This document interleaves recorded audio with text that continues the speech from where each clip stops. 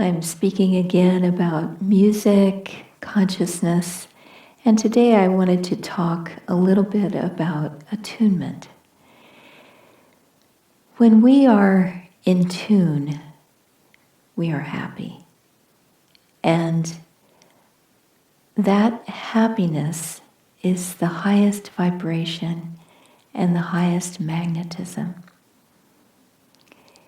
I wanted to read a little bit from Swami Kriyananda's words. When we are in tune with the inner song of creation, harmony comes into us, and that harmony from the infinite enables us to work together with other people in a spirit of harmony. We need to be in harmony with ourselves first, and that comes from attunement with God. And then we can be harmonious with everyone. Swami used to say that any two devotees should be able to get along because they're both in tune with that divine consciousness.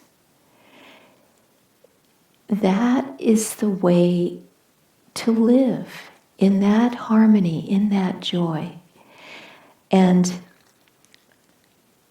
further, Swami says, what we want to do is to grow in that attunement, in that happiness, to grow in joy and love, and to express God more and more perfectly.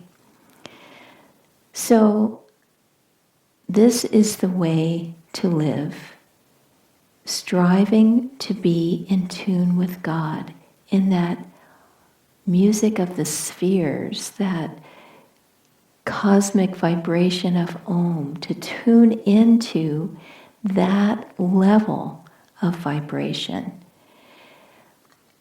If we get into negative emotions, into heavy influences that take away our magnetism, then we defeat the purpose for which we were born, which is simply to grow in light and joy and love, as Swami is saying in this quotation, and to be able to reflect God's spirit out to other people in harmony, in peace, in joy, uplifting others, serving others. And in this way, we stay in tune. I've sometimes told this story, but it was just a great experience, and I will share it again now. There was a time when we musicians would do many, many programs. This is when I lived at Ananda Village. And it was in the late 1980s when guitars and harmoniums were just starting to play together. We had worked out chords and ways that the instruments could be in tune with each other.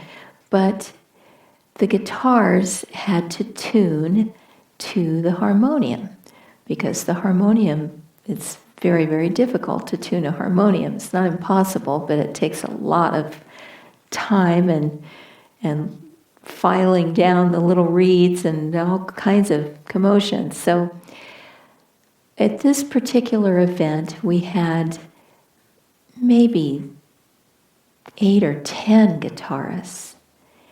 And it was very difficult for them. That was before the days of electronic tuners. And so they were all tuning by ear. And it was a big mess. It took 45 minutes. And so we didn't want to do that again. So there was this one guitarist who had perfect pitch, has perfect pitch, and next time he just took each guitar and tuned it.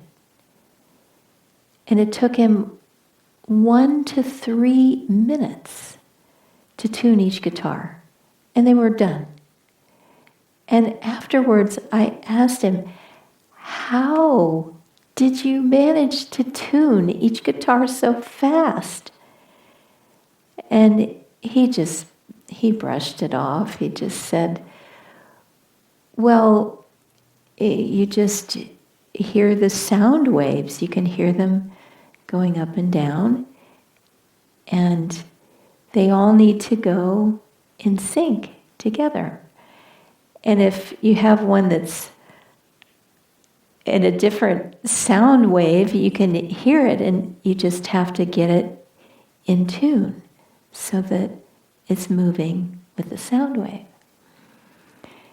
And how often have we ourselves been that errant sound wave that's going in the wrong direction, that's against everything, and everything's going wrong? Or we've been around someone who's that angry sound wave, or that just out of tune sound wave, that it's a repulsion. You just don't want to be around that kind of energy. We've all experienced that. The way to be harmonious, the way to be in tune with spirit, with the divine consciousness, with that cosmic vibration of Om, is to uplift our consciousness so that we aren't going against the wave, but we are floating with the wave, that we are one with that cosmic vibration. And all the ways that we've been talking about in these recent talks, the influences, the magnetism, diet, exercise, all of the things that we ingest mentally as well as through food. Make it a point of making harmony important in your life.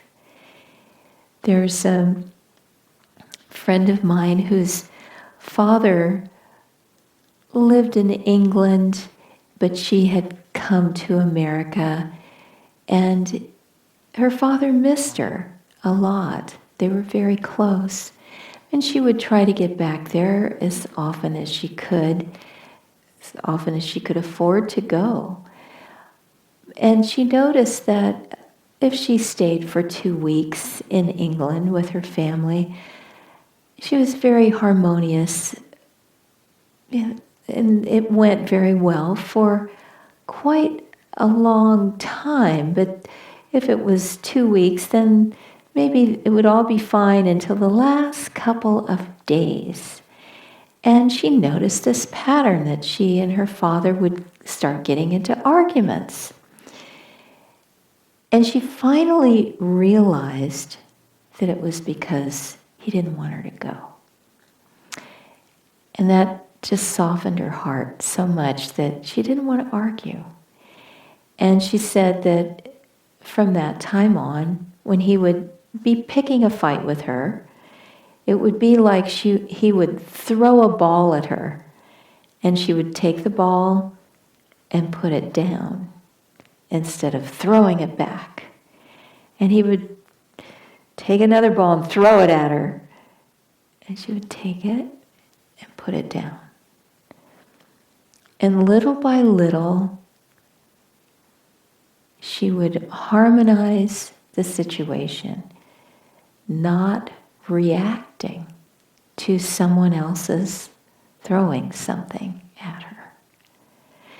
And this is a very important thing that we can do to be in harmony with ourselves and with all those in our world. People get frustrated, people get upset, people get hurt, they're in pain, whatever it is, they throw balls at us. And the best thing we can do is learn to catch it and put it down. Consider it an excellent opportunity to learn how to love more unconditionally, not to react, not to be affected, but instead to give God's love, to give God's harmony and healing peace in every situation.